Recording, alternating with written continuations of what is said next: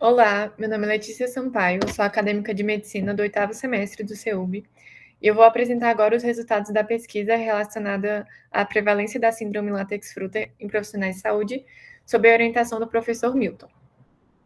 Para começar, eu vou explicar um pouco sobre o que é essa síndrome.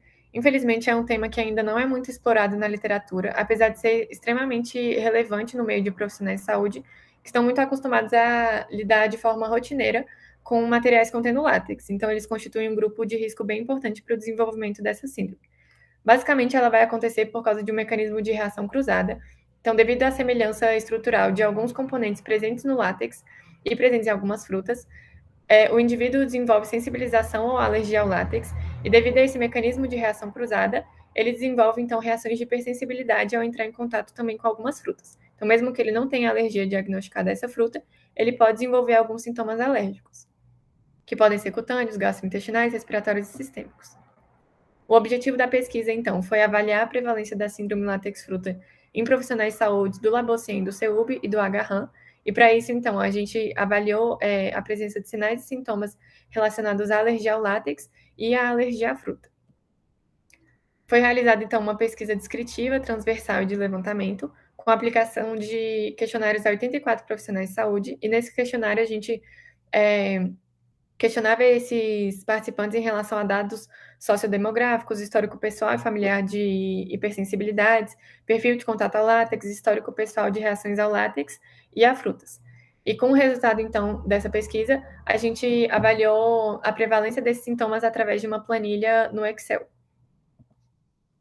Então, como resultados, a gente encontrou que a maioria da amostra era do sexo feminino e a grande maioria dos profissionais de saúde trabalhavam no Agarran, dos quais a gente entrevistou, cerca de 80%, e apenas 17% eram do Labocien e do CEUB. O tempo de trabalho na área da saúde, na maioria da amostra, foi mais do que 10 anos, então 54% aí trabalhava na área da saúde há mais de 10 anos. E quando questionados em relação aos antecedentes alérgicos pessoais, eles poderiam responder em relação à presença de asma, rinite alérgica, alergia alimentar ou anafilaxia, e 65% dos participantes apresentavam pelo menos um antecedente alérgico. Então, em relação aos sintomas associados ao látex, eles foram questionados em relação ao ressecamento das mãos, prurido, eritema, descamação das mãos, pápulas, prurido e edema palpebral.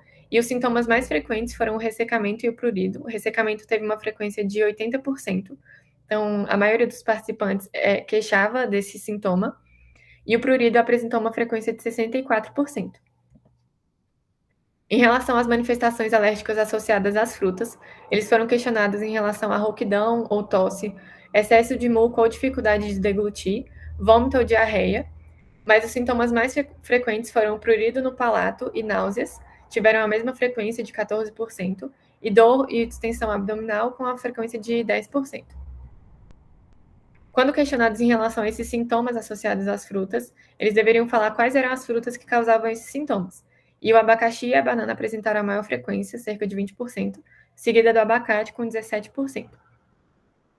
Nós avaliamos também quantas pessoas apresentavam reações ao látex e, ao mesmo tempo, apresentavam reações às frutas, tentando avaliar, então, a presença dessa síndrome através do que responderam no questionário.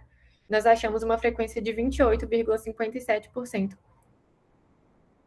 Então, com esse trabalho, a gente consegue concluir que nós tivemos dados relacionados à síndrome látex-fruta, porém, apenas com a resposta dos questionários. Para confirmar em si a alergia ou sensibilização ao látex e às frutas, seriam necessários testes de puntura para avaliar, então, como seria a resposta alérgica desse indivíduo, de fato, a esses componentes.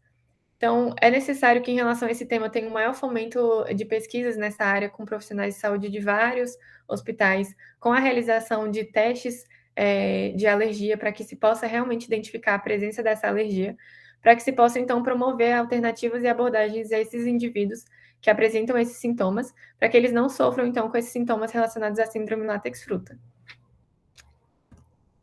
Muito obrigada, e é isso.